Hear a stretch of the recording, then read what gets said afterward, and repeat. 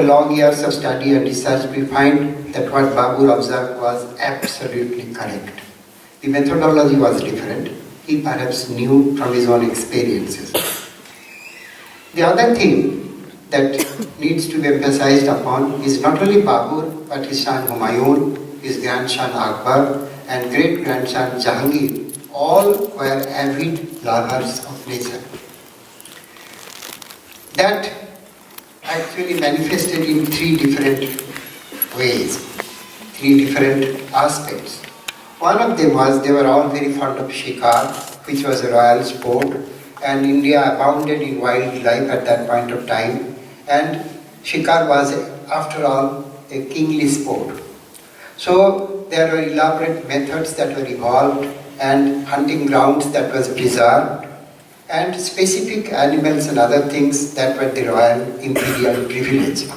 Like, for example, even in those days, the hunting of lion was prohibited. Only the king emperor could engage into hunting of lions.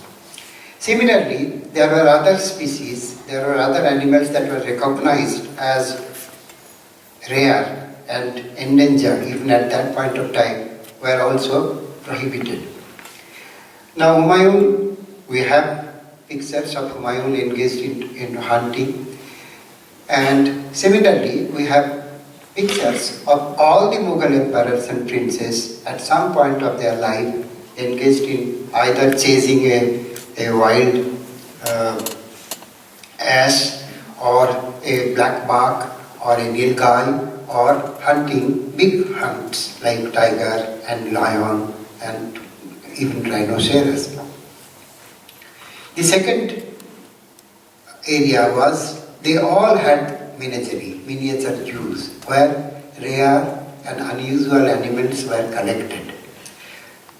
One part was exclusively kept, as collection, like the zoological gardens.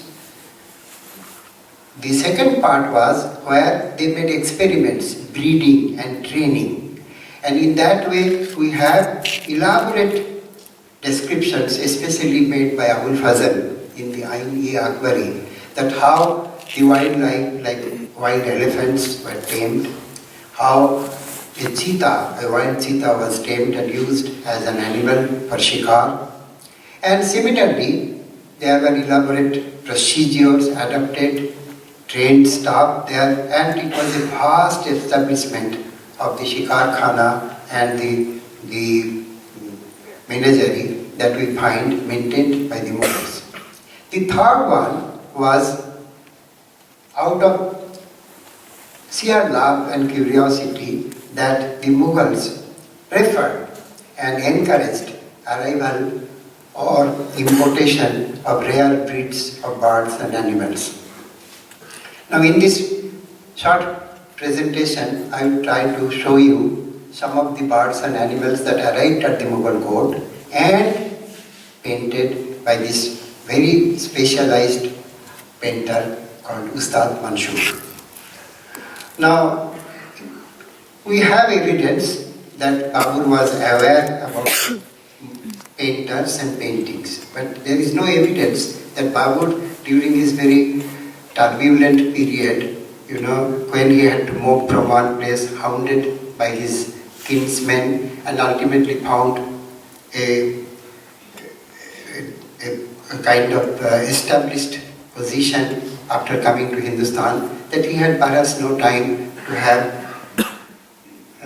established a painting atelier, a studio. It was left to his son Humayun. But about Humayun's early few years before he was hounded out of the country by Sher Shah Suri, we have not much of information. What we know, that when Humayun finally had to leave India and had to go all the way to Isfahan, to the Persian capital, to seek refuge, he befriended some of the finest Safavid painters of the time, like Mir Ali, his son Mir Sayyid Ali, and his other colleagues like Khaja Abdul Samad or Dust Muhammad, and a few more. Now, that was a time when these great Safavid painters who had no knowledge, no idea of Hindustan, or even no inclination or no plan to come to this side of the habited world. But ultimately, as the Persian Emperor Shah Tahmasp lost interest in painting, it was easy for Humayun to not only befriend them, but also to invite them to come to Hindustan. So, coming to Hindustan was not that easy at that point of his career, but still Humayun was perhaps a great optimist. So he finally succeeded after 9 years of waiting, and during this 9 years of waiting period, at Kabul, the painters nevertheless started their work for Humayun. So we have works, signed works, and some of them are also dated, works of Khaja Abdus Samad and Mir Sayyid Ali and Dust Muhammad at Kabul. But after Humayun finally returned in 1555, they all followed him. But unfortunately, Humayun lived for only 6 months, and after that he had an accidental death in the Purana Qila, and the succession passed on to young 14-year-old Akbar. The painters remained. The studio also, was functioning. But after a while, within a decade, or even less than a decade, the studio got a completely new revamp and new life under Akbar. He had his early training under Khaja Abdus Samad, and he did know how to paint, but he had so many other multifarious activities of empire building and consolidation of his position, and made arrangements for its proper administration and all sorts of things. But in spite of that, he found enough time to recruit a large number of painters from different parts of the country. Now these painters all worked in a vigorous sort of speed and produced an astoundingly large number of manuscripts and albums. Some of these have survived, some of these have unfortunately not survived. But a very small proportion of the total number of manuscripts and illustrated manuscripts and albums and other paintings prepared under Akbar's times have survived in the country. But there is a large proportion which are available for study and research in foreign collections, and I was very fortunate that at a very early stage of my career I got a wonderful opportunity to study, and in course of my long life I have succeeded in examining almost all that are survived in public libraries and museums throughout the world. Now there are works of many painters, which are of great interest. But one of them struck me very early in course of my research. That was Ustad Mansoor. And there is a small story for that.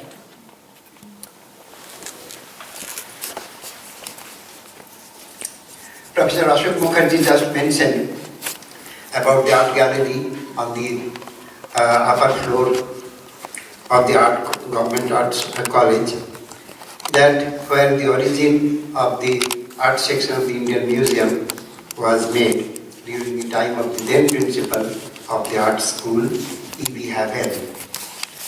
And Havel, during the last years of the 19th century, succeeded in making a small collection of Mughal miniatures.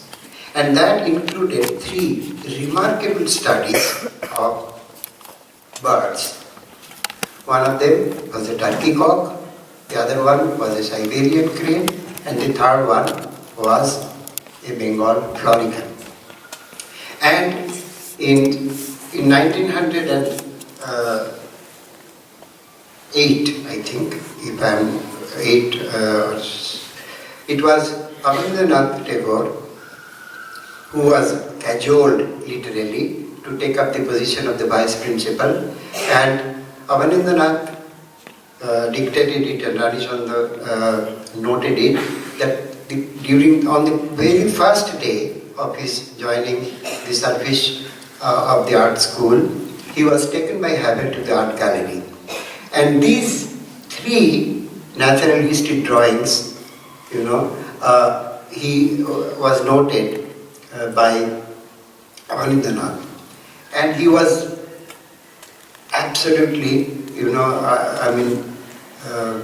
he was so happy, and he was almost struck dumb by the accuracy of the depiction, and also by the power of execution of the painter. And we know, as he mentioned, that one of them, especially the picture of the Siberian crane, attracted his attention most. Now, during my first year of service in 1963 at the Indian Museum as the deputy keeper, the same painting also, I was also rather surprised to look at these three exceptionally important paintings.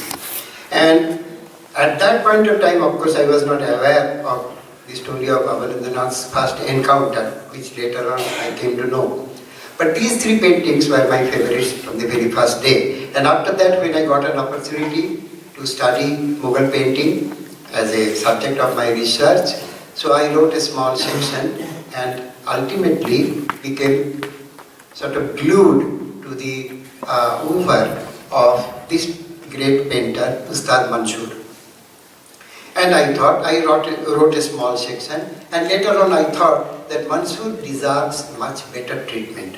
We all know about the great, ornithological studies of the American painter Audubon, or the British painters and other European painters, especially the works of Durba, for example, and his followers like Hofnagel. But unfortunately, not much of Ustad Mansoor's work are known to the scientific community, to the zoologists and the ornithologists, because these paintings are tucked away in small private collections or in museum vaults. And not all of them, some of them are very well known, you would instantly recognize, but some are almost completely unknown. Some are newly sort of discovered. And as I was working for a long time on this subject, and finally I decided that it's time that we should try to give Ustad Mansoor his place in the history of ornithological studies, and at the same time in the history of Indian painting, that I decided to embark on writing this particular monograph on him. And there, the book contains not only his natural history studies, but also the development of a painter from a very young age, where he was assisting some of the finest painters of the Mughal studio, like Mishkin and Mashawar and Nanda and others. But also that how he was ultimately a nakkash, a designer. And that was a totally different aspect which was not very well known. That sometimes one may question, was it the same painter who were doing this nakkashi work, and as well as this astounding bird and animal studies?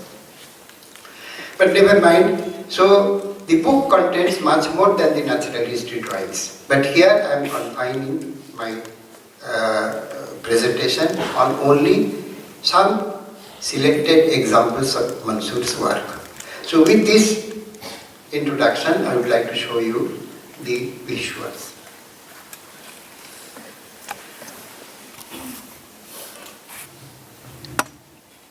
Now this is a painting not by Mansoor. This is actually a page from a very remarkable Mughal creation called the Dastan-e-Amir Hamza, or the Hamza Nama. These are bigger compositions, almost 18 inch by 18 inch in size, and painted on cloth. A very rare medium, because 99% of the Mughal paintings are painted on handmade paper. So here as you notice, that the composition is not very, but somewhat elaborate and complicated. On the one hand, we find glimpses of nature, and on the other hand, we find also the basic element of the story of how a giant was trapped and mistook and was nearly killed by the gardeners, who thought that this is the one who are actually stealing all the grapes of the garden.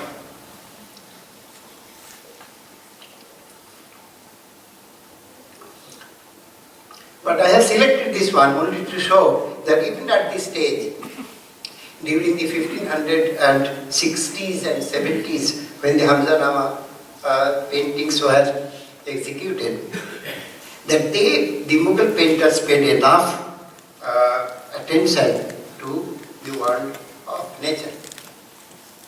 As for example, look at this particular one, how they have depicted the bear family.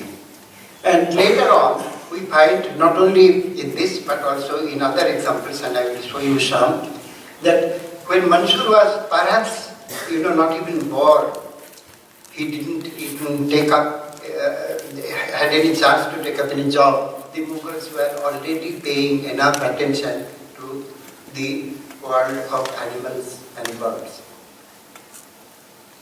This is another example which was done almost at the same time from a dated manuscript of the Anwari Swahili, the Farsi translation of the stories of the Panchatantra. And here, in this manuscript which was completed in 1570 and is now in the library of the School of Oriental and African Studies, University of London. So there is a page, it's a part of a narrative. It's a part of the narration of the story of the monkeys and bears, which is a part of the Panchatantra. We find an almost elaborate, much more elaborate depiction of the world of the bears. And it seems there is a striking similarity in style and execution of the earlier Hamzanama page and this particular one. The next page was done about 30 years later in the 1590s for Akbarnama. Akbarnama was a biography of Emperor Akbar, authored by his friend and principal courtier Abul Fazl. And this particular one shows that Emperor Akbar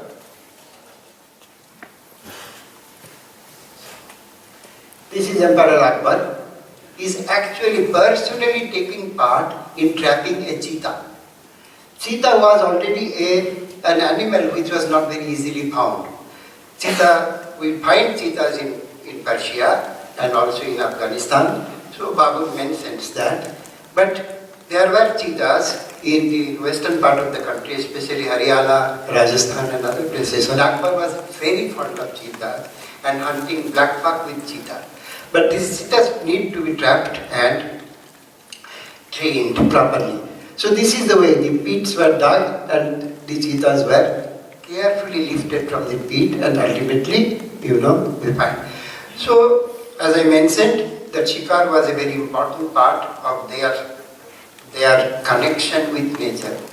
And as I mentioned, that there were reserve forests which are exclusively reserved for the kings to come and take up hunting, but there are many places where the kings never actually went. But still the animal lives were carefully preserved in those animal and nature reserves. So this is from the Akbarnama in the Victoria and Albert Museum. This is another page from the same Akbarnama where we find Mansur as a young entrant appearing for the first time in the field of Mughal painting. This is also from the Victoria and Albert Museum and also a page from the Akbarnama. It's actually the left half of a double page composition. And it shows that Akbar was and he undertook a long hunt which covered several weeks, in a hunting resort not very far from Lahore. And it went on for a long time. And here we find all the animals, they were all encircled by this way, and there were beaters. So they were all accumulated in a place where it becomes easy for the king to kill as many as possible. Later on, of course, this type of enclosed or kamarga hunting was discarded because it was rather easy for the king, and secondly, too many animal lives were lost. But here we find for the first time that the painter Mansoor's name, when he was assisting a senior painter called Mishkin. Then we find that he was also assisting another fine painter called Kanha. And this particular page is a page from the Babunama, as I mentioned earlier, that Babu left a 26-page section in his autobiography called The Flora and Fauna of Hindustan. And this particular page is in the Free and Secular Gallery in the Smithsonian Institution, Washington. And here we find that the description of wild buffaloes that was made by Babu in his book. And there he noticed also the formation of the horn of two different types. And now, wild buffaloes are very rare, restricted into only some small pockets of Assam and Kaziranga, in Kaziranga and Madhya Pradesh. This is another page of another manuscript of the Babunama. In fact, we have found 4 separate manuscripts of the Babunama, each having, paintings of the flora and fauna, but not all of them are executed by Mansoor, only some. Now, this particular page is from the British Library, where Babu describes these two, the great Indian bastard that he found in Rajasthan and their adjacent areas of Haryana and Sindh. And this is a strange pheasant-like bird that he encountered. But here we find that this is the first time we find Mansoor working alone. He is no longer assisting some senior painters. So he has, come on his own. And this is the place where Mansoor turns into a painter, specifically for depicting the wonders of nature. This is a detail of the same, and this is a detail of the lower register that you have just seen. Then comes a stage when Mansoor was given, and since that, all the natural history drawings that we find that were exclusive creations of Ustad Mansoor. He became an Ustad at a very early age, or very early phase of his career. Ustad means master. And then he, of course, in his signature, he also always noted as Ustad Mansoor Nakkas, and sometimes with the title that you have from Jahangir called Nadir al-Ashar, the wonder of age. Now Jahangir was a man who was a true connoisseur of arts, and he paid special attention on miniature painting tradition and style. And unlike his father, who was fond of literary works, who was fond of manuscripts, and who was very fond of manuscripts having, dozens and hundreds of illustrations in each of them, as he himself, as you all know, that Akbar could not read and write, and perhaps he suffered from dyslexia. And that's one of the reasons that why he loved all his books full of colorful pictures. And that's perhaps the reason why the Mughal painters, well, there were so many Mughal painters and turning out so many paintings which was not done in any other earlier court in India. Now this particular painting is from the collection of the British Museum, And strangely enough, this is also a very rare example where we find that the painting is done on cloth, slightly coarse cloth and in tempera. And the overall, I mean, if you look at some of the details and of this particular painting, you would notice that at a very early stage, he was paying extraordinary attention to these minute details to make them scientifically accurate. The subject is, of course, not very uncommon. It's no longer a wild life, but a common hen with two sort of small birds here. This one, again, is not a chameleon, and this is from the collection of the Queen Elizabeth in the Windsor Castle Royal Library. There are many albums that were presented to the Queen, and some of them were collected by her also. So this particular painting is from an album that was presented to the Queen from Lucknow. It's a mixed album. There are some naturalist studies, some portraits and others. So this particular one it shows a chameleon, but some of the details of this is absolutely, mind-boggling. The painting originally contained an autograph note of Emperor Jahangir, but for some reason, I don't know, nobody really knows, that it was obliterated, but still it's visible. And here, in some odd harm, not in Jahangir's hand or Ustad Mansur's, the name of Ustad Mansur is mentioned. Now this is the picture of the turkey cock. Not this particular one, but another version of this page was collected by Havel from a Lucknow dealer, Abdul Khalik. And later on, it was noticed by Abanindranath on the first day of his service. Now this particular example is in the Victoria and Albert Museum, London. Now about the turkey cock, a lot of details we find from the autobiography of Jahangir. Jahangir, like Babur, also left his own memoirs, which is known as the Tujuk-i-Jahangir.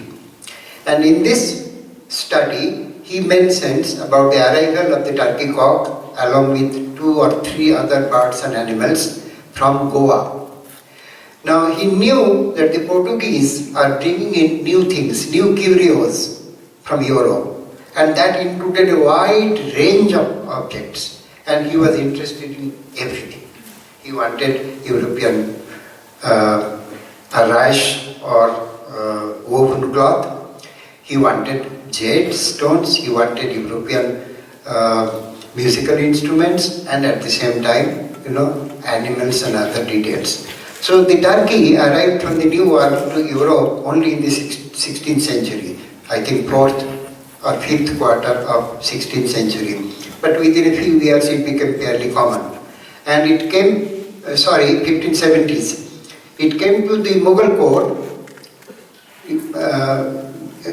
exactly in 1612. So that was the time when one of Jahangir's favorite courtier, Mukarram Khan, brought this bird and presented to Jahangir. And Jahangir was ecstatic. He wrote almost a full-page account of the bird, how it behaves when in the heat, how it spreads its wings, and also about this part, which is compared with the elephant's trunk, and that's why the Farsi name became Phil Murg. Phil is elephant, a kind of elephant cock. And the execution, if one looks at the details, I don't have detail of this one, but I have some others, you notice the exactitude or the minuteness with that was the hallmark of Mansoor. Because Mansoor was actually not creating any particular image. He was actually drawing the painting, drawing the outline or the portrait, you can say, of a specific bird or a specific animal. This is that famous, Saras crane from the museum, Siberian crane from the collection of the Indian Museum, Calcutta, that was noted by Avanindana. He looked at this particular portion and he made those comments that, oh, what I am looking at. আমি কি দেখছি? আমাদের দেশে কি এইরকম যদি আঁকা হয়, তাহলে কেন আমরা ইউরোপের শিল্পের দিকে নজর দিচ্ছি? ঠিক এই কথা নয়, এই ধরনের কথা উনি লিখে গেছেন। And this is the particular painting, and some of the details are absolutely fascinating. Now here, as you notice, that the bird, and that is the way in which Mansoor depicted most of his subjects. The background, virtually there are only some green vegetations or hints of some green vegetation or some ground. Otherwise the bird is standing, or the specimen is standing almost alone, to put emphasis on the subject.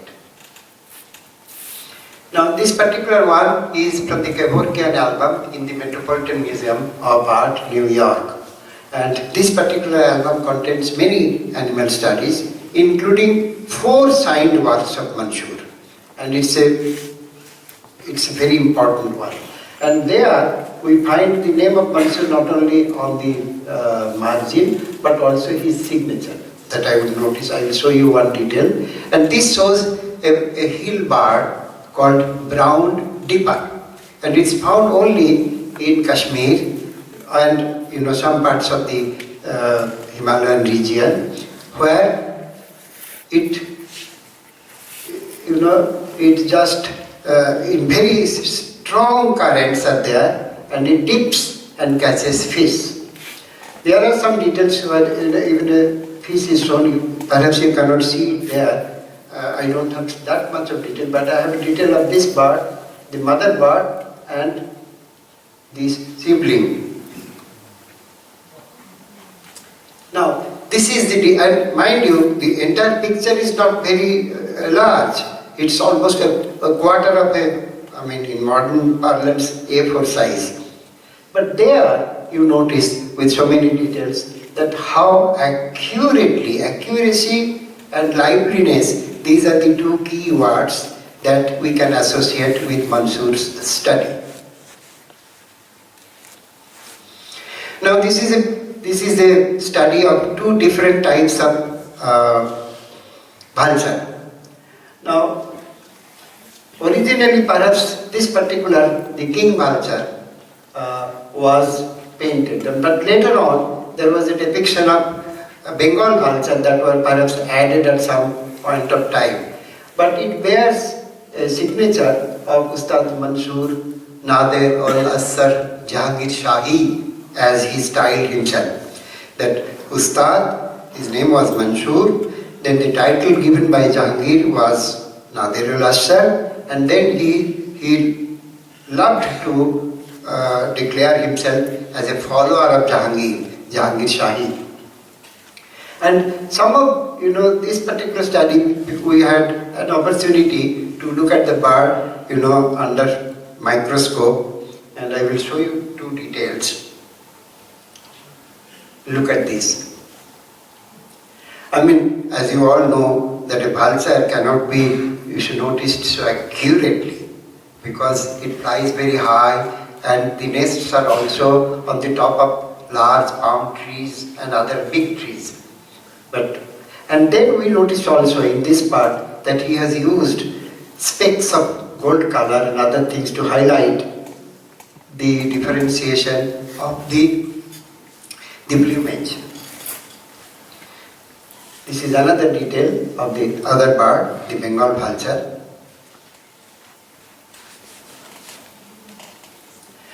From the same collection at the Metropolitan Museum and the same album, there is a beautiful study of the nilgai. Now, nilgai, even now you can find nilgai in Haryana, parts of even Delhi, within even JNU campus, you notice there are Nilgais. And also in some parts of Gujarat and adjacent Madhya Pradesh. But Nilgais are, the farmers don't like them because they destroy a lot of vegetation. But still Nilgai was a favorite for hunting by all the Mughal princes and emperors. And we have many paintings of Nilgai hunting. But this particular one is a specific animal described by Jahangir. As you would notice that one of its horn is broken. And Jahangir has mentioned in a particular place that he wanted to hunt a large Nilgai but didn't succeed. Then he made a second attempt after almost a year in the same hunting ground. He didn't succeed. So then he thought that he would better take the name of Khaja Muinuddin Chisti, Ya Muin. And he did that and he finally succeeded. So he thought that this will be dedicated and ultimately when it would be slaughtered, it would be given to the poor and needy. But before that, he told the painter, Mansoor, to take a likeness of the animal. And this is the result. Now this is a detail.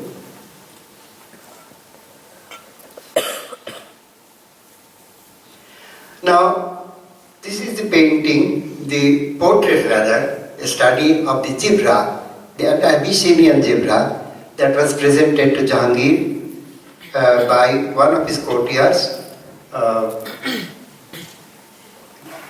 Zafar.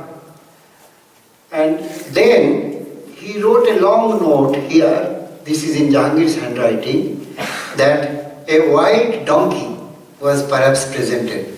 And he was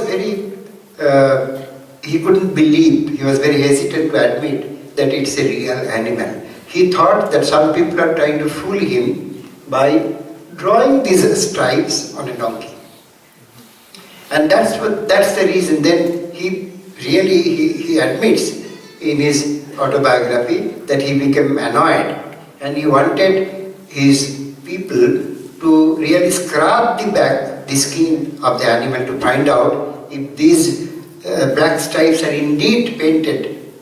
And then when it was noticed that no, it was not, so he wrote, it's as if God has used the brass and painted this black stripe. So he was very impressed and ultimately he rewarded the courtier and it was within, I think, a year, it was sent to the Shah of Iran, Shah Abbas, as a present. This is in the collection of the Victoria and Albert Museum, London. Now, this particular one also is from the same collection, from the Victoria and Albert Museum, London. It shows a wild cheer pheasant, a wild bird found only in the Himalayas. And since the bird is available in the Himalayan region, Mansoor tried to create, in his usual manner, just indicating the area, the habitat of this particular specimen.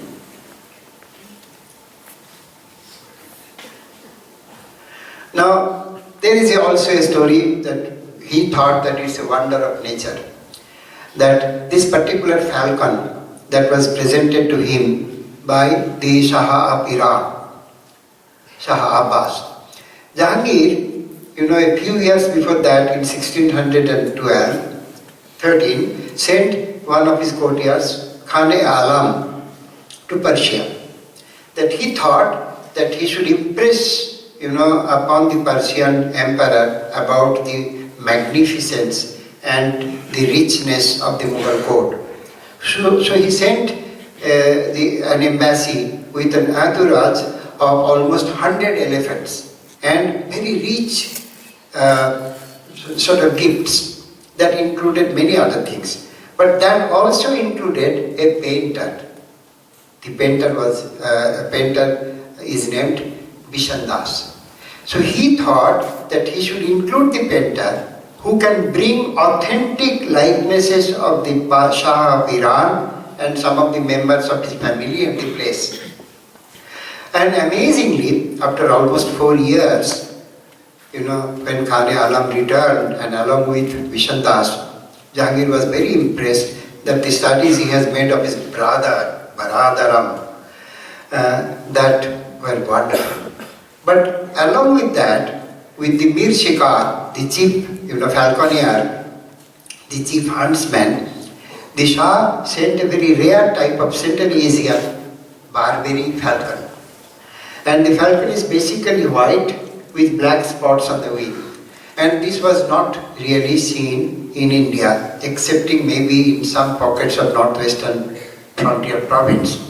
So Jahangir was elated, and he wrote again, very eulogistically, that my brother has sent such a rare bird. Oh, what a bird! Like that. But what happened, that due to the sort of negligence of the bird keeper, the bird was actually mauled just a few days before its arrival, after that long, arduous journey covering several months from Isfahan to Agra. The bird was, attacked by a cat and was injured. And Jahangir, his heart was almost broken. So Jahangir wrote that he told Mansur to keep a likeness of the bird. Then he finally wrote that after a few days the bird died. A similar episode happens with Inayat Khan, who also died and whose last sort of picture was painted by one of Jahangir's painters. This is from the collection of Maharaja Swai Mansingh Museum, Jaipur. Now this is again from the Indian Museum, Calcutta, from the same series that I mentioned. And this also contains an autograph note and date, 1621, by Jahangir, that he saw this picture at Pargana Kairana, that is near about between Meerut and Rampur, where we encountered this female florican. It's actually a variety of Bengal florican. And there is a difference in the plumage pattern of the male and female variety that Jahangir noticed. Previously it was thought that the two actually represent two different species. But it was Jahangir who examined them anatomically and came to the conclusion that it's the female species has got a different kind of plumage and coloring and size, and the male species have got different. This is again of a blue Himalayan barbet that's found, and it came to him as a present. The picture is in the Victoria and Albert Museum, London. This is not very uncommon, but it's a sort of hunting, rather, there are cock fights, as you know, and some cocks are specially raised to make them fighting cock, and this is one of them. Now this one, the picture of the peafowl, the peacock and the peahen from the collection of Stuart Cary Welch, has perhaps now come to Doha in the Museum of Islamic Art. This is not a signed work out of the whole lot that I have shown, but it has the inimitable stamp of Mansur's style. Now this one is from an album preserved in the library of the Academy of Science in St. Petersburg. This album came as a present from the Persians to the Russian Tsars, and it has got so many interesting pictures, portraits, court scenes, and also pictures of birds and animals. And there are two images done by Ustad Mansur. Now this particular one shows in the centerpiece the picture of a dodo. The only example in existence of the picture of a living dodo. We have some sort of skeletal remains, some skins of dodo preserved in the Ashmolean Museum or the Museum of Naturalist Chicago and other places. but there is no picture of a living dodo excepting this one, and there is another one by Roland Savary, a Dutch painter, which was of a painter or of a specimen that came to Europe but was dead by the time Savary took the picture. And there are 4 other varieties of birds. Now this is a kind of new genre that was also created by Mansour. That on the one hand, when he was creating scientifically accurate, most notable pictures, images of birds and animals, but at the same time we find that the Mughal painters were also painting some imaginary birds, some of them mythical and some of them of very peculiar shape and size, which are ornithologically impossible, and there is no sort of matching examples that we find in nature. So ultimately, we have several examples painted firstly by maybe Mansour's guru Mishkin and some other senior painters, and later on by Mansour himself, because we find in almost 24 manuscripts that we know that the texts are illustrated with small vignettes of birds, small birds, and each of them are different. But in 2 or 3 examples, the birds can be identified. They are accurate, very accurately done. But in most examples, they are not identifiable. And this is one of these strange birds that we find in an album in Tehran. Now this is from the Habibganj collection in Maulana Azad Library, Aligarh Muslim University. And this is also a signed Mansour, and it shows the study of tulips. Now tulip, basically it's a Central Asian specimen. Now Holland is very famous for its tulips, and whole world perhaps think that it's the Dutch. They can be almost identified with this particular variety of flowers. But in Kashmir, Jahangir did see a huge lot and a large variety of tulips and other lilies. So this particular example was taken in 1620 when Jahangir visited Kashmir during the time of autumn. And Ustad Mansour was accompanying him, and Jahangir mentioned that Mansour today presented a sketchbook that contained almost 100 studies of flowers. So here the painter, who was famous for birds and animals, did make studies of flowers and plants as well. This is another example from this Gulshan album, Tehran, where we find several studies of tulips and other lilies. And amazingly, this is the first example where we find that Mansour was not necessarily painting from nature. These were actually adaptations and color versions of some florilegia, some floral drawings that was coming from Amsterdam and other centers of Europe. So the Mughals were presented with printed books from Europe that was handed over to the painters, and the painters made studies. So this is the only example that we have found where Mansour was not painting from a living specimen or nature, but actually coloring a set of engravings. But this is very early in his career, where his signature is found only as Mansour Nakkas. Now, this is a rare example where Mansour is associated with another painter called Abul Hassan. He was an equally famous painter, not equally famous, but maybe even more, because he was given the title Wonder of the World, that is Nadir-uz-Zaman by Jahangir. And he was, he specialized in many different aspects of painting. Portraits, copies, nature studies, court scenes, and so on. Now here we find that a man is climbing a huge chinar tree where a large number squirrels are gamboling, playing, looking at each other, and the mother bird perhaps is looking, and mother specimen is looking at the kids. This is the detail.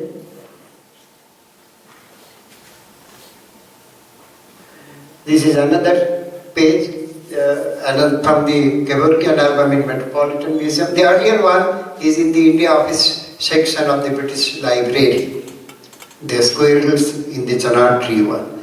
And this one is again from the Metropolitan Museum, New York. It's a fork tail.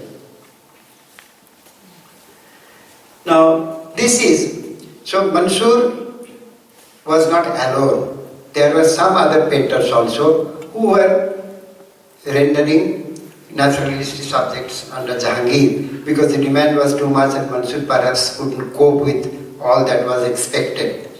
So this particular one is an antler, and this has got it was shot at some point of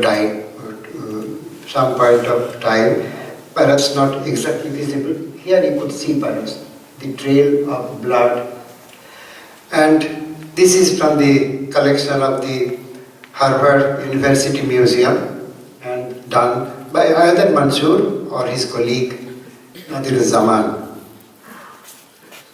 This is from the Rampur Raza Library, where it shows that the name is Manohar, a senior colleague of Mansoor. This is also from the Victoria and Albert Museum, a pair of common Saras crane about which Jahangir has mentioned detailed entries in his autobiography. And the last one is a Himalayan sheep that was presented to him by a ruler of the Punjab hills. And this was painted again by another colleague of Mansoor, because I just wanted to show that how Mansoor started this new genre, which was also taken up by other painters and continued for some time. This is the last one. Thank you.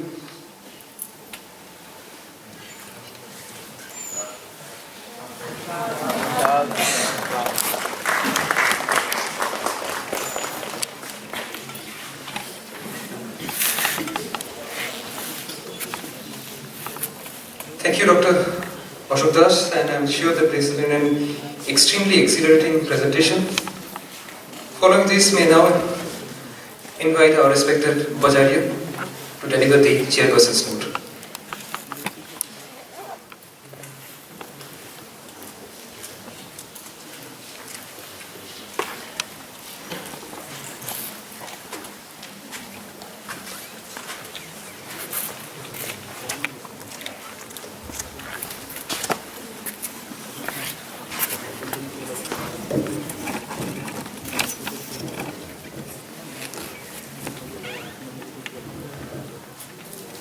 Thank you, Dr. Sanjay Malik.